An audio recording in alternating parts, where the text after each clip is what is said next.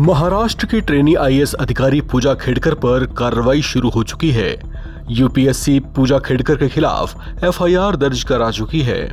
UPSC ने खुद इस बारे में प्रेस रिलीज जारी कर जानकारी साझा की है, लेकिन इससे ये मत समझिए कि ये विवाद यहीं पर खत्म हो गया है, क्योंकि इस पर राजनीतिक बखेड़ा अब खड़ा होना शुरू हुआ है। इस बड़ी चूक और गलत दस्तावेजों का सहारा लेकर आईएएस अधिकारी बनी पूजा खेड़कर का मुद्दा गर्मा उठा है। इस बीच यूपीएससी के अध्यक्ष मनोज सोनी ने भी पद से इस्तीफा दे दिया है। कांग्रेस मान रही है कि ऐसा संस्था के भीतर चल रही अंदरूनी गड़बड़ियों की वजह से हुआ है। कांग्रेस नेता प्रियंका गांधी ने इस पर सवाल खड़े कर दिए हैं। इसे लेकर उन्होंने एक्स पर एक पोस्ट भी किया।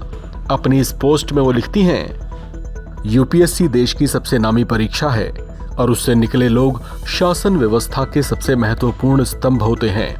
देश के करोड़ों लोगों का भरोसा और हमारे रोजमर्रा के शासन प्रशासन का कामकाज इस संस्था की पेशेवर प्रणाली से जुड़ा है। मैंने खुद देखा है कि इस परीक्षा के लिए युवा कितनी मेहनत, आंखों में ढेर सारे सपने लिए और दिल में लगन के साथ तैयारियां करते हैं।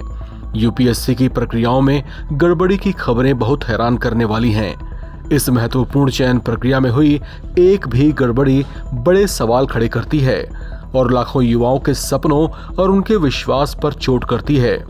जरूरी है कि इन सवालों का जवाब जनता और यूपीएससी की तैयारी करने वाले युवाओं को मिले। क्या इसके लिए यूपीएससी के उच्च पदों पर राजनीतिक नियुक्तियों से आए लोग जिम्मेदार हैं? यदि हाँ, तो उन पर कार्रवाई कब? जिस सिस्टम में एक एक नंबर के चलते उच्च स्तर का कंपटीशन होता है, उसमें क्या केवल सतही तौर पर जांच करके पल्ला झाड़ना उचित है? नकली सर्टिफिकेट का सिस्टम एससी, एसटी, ओबीसी, विकलांग व ईडब्ल्यूएस वर्ग के अभ्यर्थियों को मिलने वाले मौकों पर चोट करता है। क्या सर्टिफिकेट जांचने की कोई ठोस संस्थागत प्रणाली विकसित नहीं की जा सकती? यूपीएससी प्रणाली को और अधिक पारदर्शी व प्रमाणिक बनाने के लिए बदलावों की सख्त जरूरत है।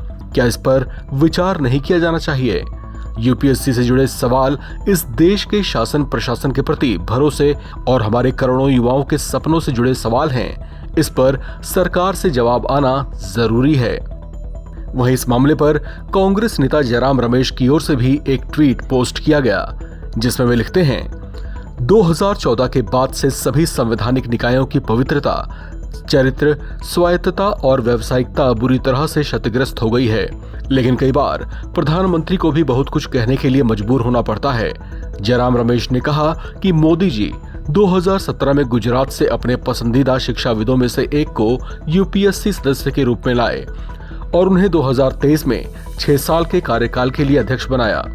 लेकिन इस तथाकथित प्रतिष्ठित सज्जन ने अपना कार्यकाल समाप्त होने से 5 साल पहले ही इस्तीफा दे दिया। जो भी कारण बताए जाएं, लेकिन ऐसा लगता है कि यूपीएससी के मौजूदा विवाद को देखते हुए उन्हें बाहर किया गया है। वहीं कांग्रेस अध्यक्ष मल्लिकार्जुन खड़गे ने भी आरोप लगाया है कि बीजेपी आरएसएस व्यवस्थित तरीके से संवैधानिक निकायों पर संस्थागत कब्जे में जुटी है और यूपीएससी में हुई कई घोटाले राष्ट्रीय चिंता के विषय हैं। इस खबर में फिलहाल इतना ही। बाकी अपडेट्स के लिए आप बने रहें एनबीटी ऑनलाइन के साथ।